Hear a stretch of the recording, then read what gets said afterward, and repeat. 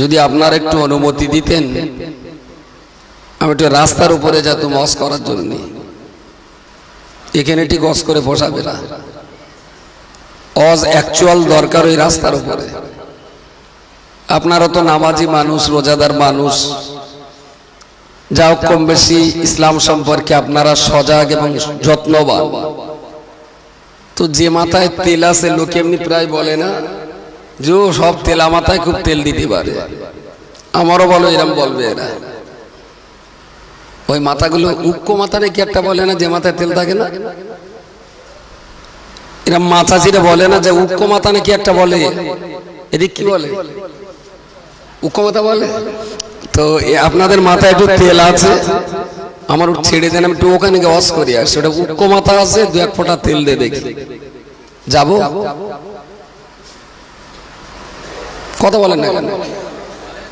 হ্যাঁ হ্যাঁ, আমার না পারার কিছু নেই। না আমি পারলে করবো কেন? আমার এই হাউস যারা দাওয়াত করেছেন তাদের একটু না নে বললে হয়। রাস্তার উপরে যারা আছো ছোট ভাই, রাস্তার উপরে যারা আছো ছোট ছোট ভাই, আমি তোমাদের কাছে খুব বিনয়ের সাথে অনুরোধ করছি, আল্লাহর রাস্তে মজলিসে তোমরা আমাদের সমাজের ভবিষ্যৎ। আমি জানি না কেন তোমরা হারিয়ে যাচ্ছ, কিসের অভাবে। ইসলাম থেকে ইসলামের চেয়ে বেশি সুন্দর, ইসলামের চেয়ে বেশি শান্তি, ইসলামের চেয়ে বেশি আনন্দের, ইসলামের চেয়ে বেশি ভবিষ্যৎ সুরক্ষা আর কোন জায়গা আসমানের নিচে জমিনের উপরে নেই। সুবহানাল্লাহ বলেন। তো সেই শান্তি, সেই সুরক্ষা, সেই নিরাপত্তার জায়গা ছেড়ে দিয়ে কেন যে আমাদের ঘরের বাচ্চাগুলো আজ অন্য জায়গায় ঠাঁই নিচ্ছে, আমার মনে হয় দোষটা বাচ্চাদের নয়, বাবা মায়ের দোষ। বাবা মায়ের দোষ। একটা বাপ একটা মা সন্তানের প্রতি দায়িত্ব আর দায়বদ্ধতা কতটা, এটা যদি জানতেন এবং সেই দায়িত্ব আর দায়বদ্ধতা যদি পালন করতেন, তাহলে আমাদের বাচ্চাগুলো ওখানে যে আজকে আর ভিড় করতো না, এখানেই ভিড় করত। সুতরাং যারা মাইকের আওয়াজ শুনছেন দূরে, আমি তাদের কাছে বিনয়ের সঙ্গে বলছি, আল্লাহর রাস্তে রাস্তাঘাটে হুড়োহুড়ি না করে মজলিসে আসুন। মায়েরা যারা অবাধ ঘোরাফেরা করছেন, এটা ইসলামী ধর্মসভার ঐতিহ্যের পরিপন্থী, ইসলামী ধর্মসভার সম্মানের খেলাফ।